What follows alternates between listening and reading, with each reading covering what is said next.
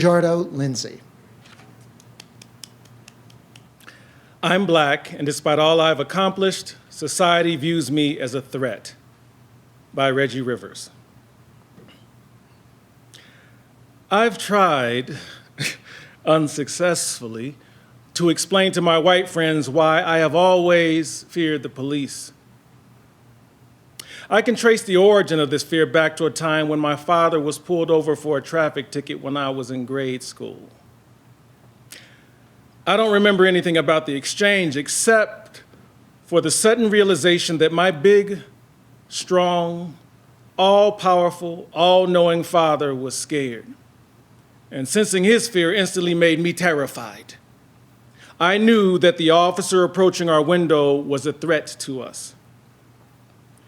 Since then, I've been pulled over many times, and while I've never been physically abused, I've been yelled at and disrespected and felt that I was being baited into reacting.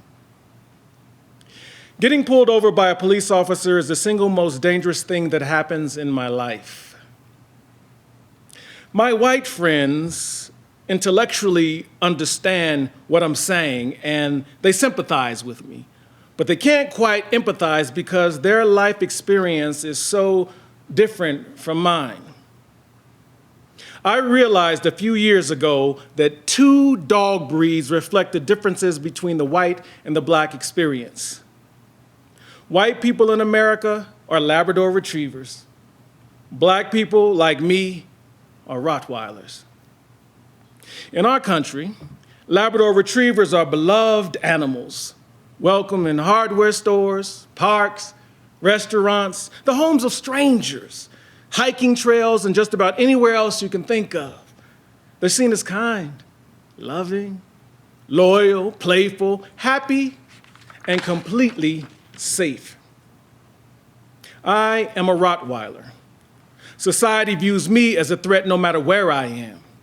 On the sidewalk, in the street, in a park, in a car, even my own yard.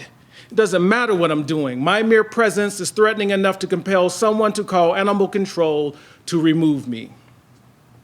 When animal control officers arrive to capture a Rottweiler, they climb out of their truck in full protective gear, expecting the worst. They approach cautiously and tensely, which the Rottweiler experiences as stalking behavior, a threat. They use a pole to get a collar around the Rottweiler's neck, then cinch it down tight to ensure that it doesn't get away.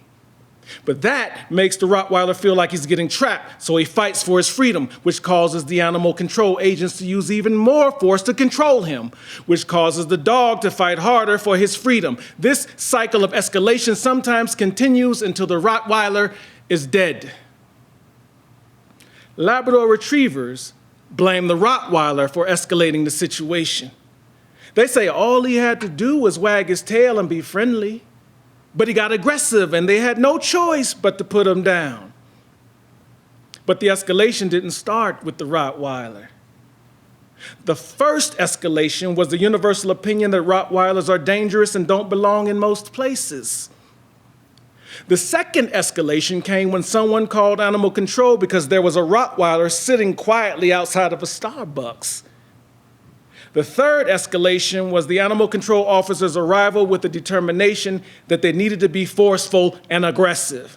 See, the Rottweiler's death warrant was written by these escalations before he even got involved